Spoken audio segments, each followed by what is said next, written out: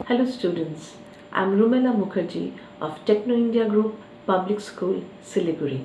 Today in this session, I am going to discuss about the syllabus of history for class 12 for the session 2020-21.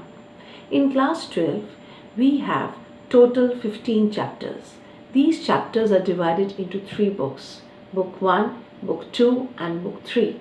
In Book 1, we have 4 chapters, Book 2 we have 5 chapters, and in Book 3 we have 6 chapters. So first, let's start with Book 1. And in every chapter, for every chapter, I have given an overview what we are going to read in these chapters. Chapter 1, Bricks, Beads and Bones. We are going to read about the Harappan civilization. First topic, that is earlier urban centers, the story of discovery of Harappan civilization, town planning, finding out about craft production, seals, scripts and weights, problems of piecing together the past. Chapter 2, Kings, Farmers and Towns, Early States and Economies. First, political and economic history from the Mauryan to the Gupta period, inscriptions and decipherment of the script, shifts in the understanding of political and economic history, interpretation of inscriptions by historians. Chapter 3, Kinship, Caste and Class.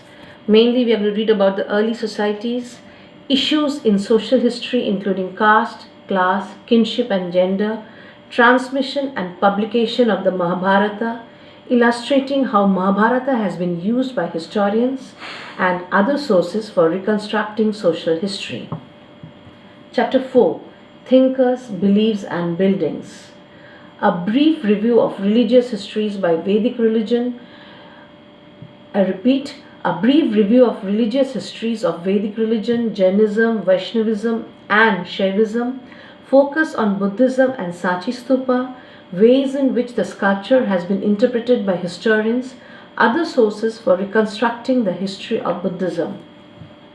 Now we move to Book 2 or Part 2. Chapter 5, Through the Eyes of Travelers.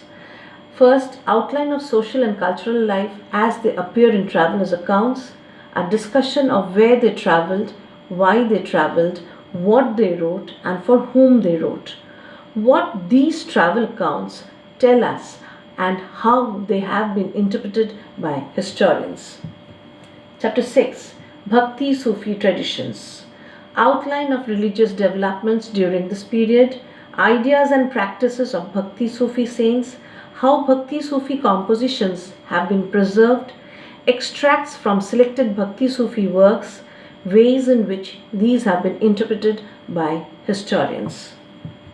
Chapter 7, An Imperial Capital, the Vijayanagara Empire. Outline of new buildings during Vijayanagara period, temples, forts, irrigation facilities. Relationship between architecture and the political system, discovery of Hampi, visuals of buildings at Hampi. Chapter 8, Peasants, Zamindars and the State. Mainly we are going to read about the agrarian society and the Mughal Empire, structure of agrarian relations in the 16th and 17th centuries, patterns of change over the period, account of the compilation and translation of Ain-i-Akbari, ways in which historians have used the text to reconstruct history. Chapter 9, Kings and Chronicles, the Mughal Courts. Outline of political history 15th to 17th century, discussion of the Mughal court and politics, account of the production of court chronicles and their subsequent translation and transmission, and we will also discuss about the Akbarnama and the Padshahnama. Now we move to Book 3 or Part 3, Chapter 10, Colonialism and the Countryside, exploring official archives, life of zamindars, peasants and artisans in the late 18th century, East India Company, revenue settlements in various regions of India and the surveys, changes over the 19th century, an account of official investigation into rural societies and the type of records and reports produced, excerpts from the 5th report, accounts of Francis Buchanan, Hamilton and Deccan Wright's report.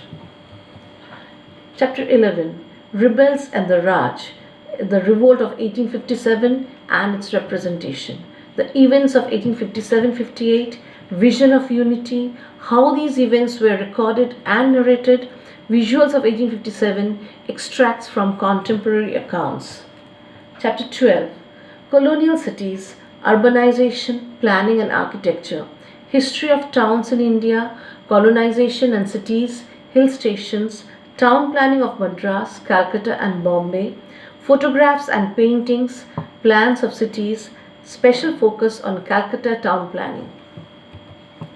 Chapter 13, Mahatma Gandhi and the Nationalist Movement, Civil Disobedience and Beyond. The Nationalist Movement from 1918 to 48, the nature of Gandhian politics and leadership, Mahatma Gandhi and the three movements, reports from English and Indian language newspapers and other contemporary writings. Chapter 14, Understanding Partition, Politics, Memories, Experiences. The history of the 1940s, nationalism, communalism and partition, focus on Punjab and Bengal, oral testimonies of those who have experienced the partition. The last chapter, chapter 15, Framing the Constitution, the beginning of a new era, independence and the new nation state, the making of the Constitution, focus on the Constitutional Assembly debates. So students, these are the 15 chapters that we are going to read in this session. I hope the syllabus will help you to understand and get an idea about the chapters that are included. So that's all for now. In my next video, I'm going to discuss about the marks distribution and the question paper pattern. So thank you.